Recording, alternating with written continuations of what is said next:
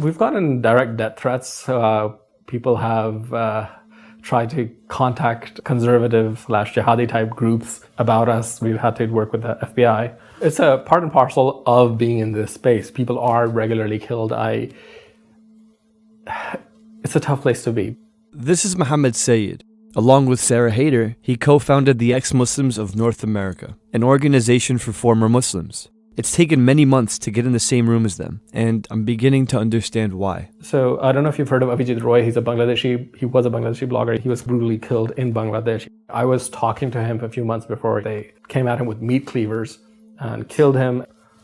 I finally met with Mohamed and Sarah on the same day as the Ex-Muslims' first public event on a Colorado campus. While there, I was a little nervous. What if it turned into some kind of anti-Muslim rally? But more importantly, what if there was an attempt to shut it down? My name is Ayman Ismail. To grow up Muslim means to grow up being feared. So I'm traveling the country to find out for myself if there's really any reason to be afraid of American Muslims. Leaving Islam is still unimaginable for most Muslims, even here in America. Worried for the safety and freedom of people like them, Mohamed and Sarah created a network to support former believers. Even among progressive Muslims, they are harshly criticized. I have to admit, I was one of those Muslims. I first heard about the ex-Muslims through a Twitter hashtag that collected images of people sharing horror stories about their experiences within Islam. It quickly spread through the right-wing internet.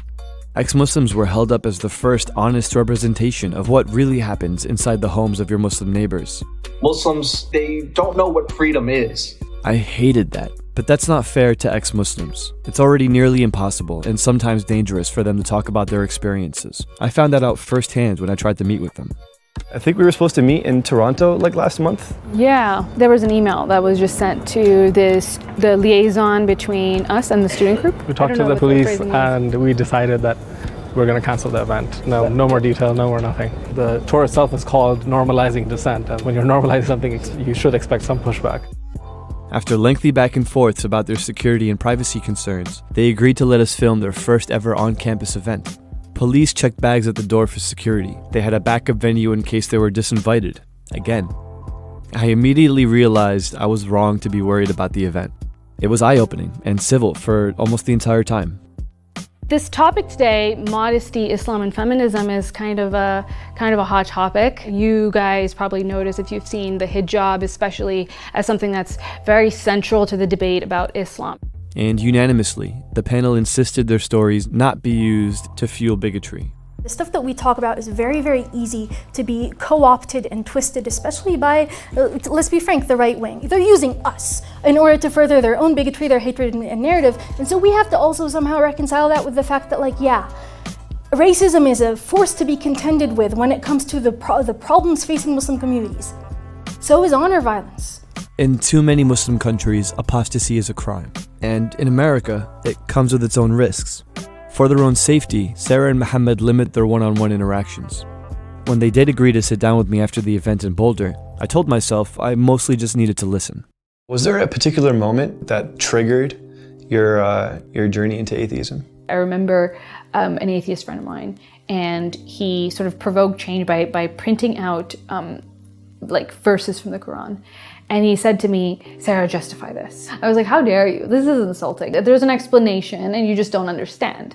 So then I started looking into this because I just wanted to prove him wrong. I just wanted him to be wrong about this. Oh, yeah. And the more that I started to look at it in an honest way, I found that, okay, there's just maybe not as much there as I thought there was. The crisis of faith happened, and it was all over very quickly, actually. What were some of the things that you were weighing on your mind when you were trying to decide whether or not you wanted to leave Islam? I don't think it works that way. It's either you believe it or you don't believe it. So there were lots of flaws that I found over time that were accumulating. And in my mind, I was still a Muslim until at a certain point, I had an internal dialogue where it was basically, I know this is wrong. I'm lying to myself. Why am I doing this? I don't believe in this anymore. You know, I look at how Islam is practiced all over the Muslim world, and I feel in my heart that it's very different than the way that I practice. You know, I'm disgusted by homophobia. I consider myself to be a feminist. Do you think I'm being dishonest with myself? So the Gordian knot from my perspective is the Quran is perfect and Muhammad's example is perfect. On the other hand, if we can say that parts of Muhammad's life are no longer to be subscribed to in the 21st century, we move past those ideals, then everything opens up dramatically. I actually found myself agreeing with Sarah and Mohamed, but I also wanted to be honest about my earlier bias against people like them. How can I support them when at the same time people are using their stories to validate their prejudice against people like me? Parts of the arguments that ex-Muslims generally tend to make, do you feel as though that they can often be used as fuel for bigotry? If you're even having that doubt that, oh no, maybe I'm adding to, anti-Muslim bigotry, then you're the right person to talk about this. You're the person holding back because you don't want to hurt people. I don't think many Muslims would agree with me, but I do think that ex-Muslims make the bigoted arguments against Muslims harder to make, because it actually proves the diversity of people from Muslim backgrounds just by virtue of us existing. How do you feel about your stuff being used by the far right? Sadly, the issue is that they're the only ones that are looking at it, because the larger narrative, people don't want to talk about this. So you have the left that should be owning the issue. It's about human rights. It's not about anything else. People should have the ability to choose whatever they want, live however they want, and live freely. And most ex-Muslims I know, I would say at least 90% or so, are left-wing. If what they're saying is true, then we've swung the pendulum way too far in the other direction. We avoid any criticism of Islam for fear of propping up bigots. By being a vocal progressive Muslim myself, do I provide a convenient cover for liberals to ignore extremists? To the extent that people who are humanitarians but also Muslim deny that religion has a role, they are an obstacle. You have to be able to point out the problem. You have to be able to say, well, it's religious groups and organizations that are the first to present an opposition to human rights concerns, and that is a problem. There are a growing number of reformist Muslims and progressive Muslims, liberal Muslims, I don't know what they label themselves, who are willing to be more honest about perhaps in the ways in which religion may have contributed to the problem, and that is helpful. That is, I think that's something I can get behind, and if I don't agree entirely, at least it's just, I think it's moving in the right direction. I don't agree with everything that the ex-Muslims say, but at the very least, we need to allow Muslims and people who have doubts about Islam to question it. Helping them speak out about what led them away from Islam and actually taking it seriously can improve our faith. I stuck by Islam because I found clarity through confronting my own issues with how it was practiced. Not everyone will.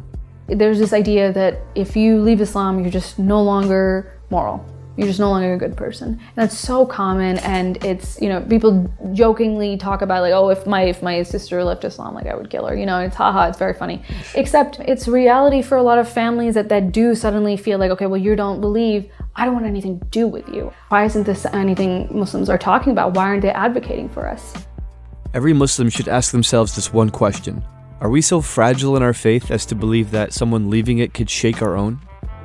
Back at the panel, we did get a small taste of how Muslims sometimes try to shut down dissent. This one guy kept on interrupting and argued that the women were using their limited experience to demonize all of the faithful. Here's how she responded. I need to ask you to stop right now because this is not your platform. You posed a question and we're going to address it. No. I want to say something. We get this a lot. This whole idea that you wouldn't have this stance if you had looked outside the limited perspective of blah blah blah context. It is not the way that we should be having these conversations, but it is so often the way that these conversations are had, and we're here right now to change that, which is why we're not giving platforms to this anymore.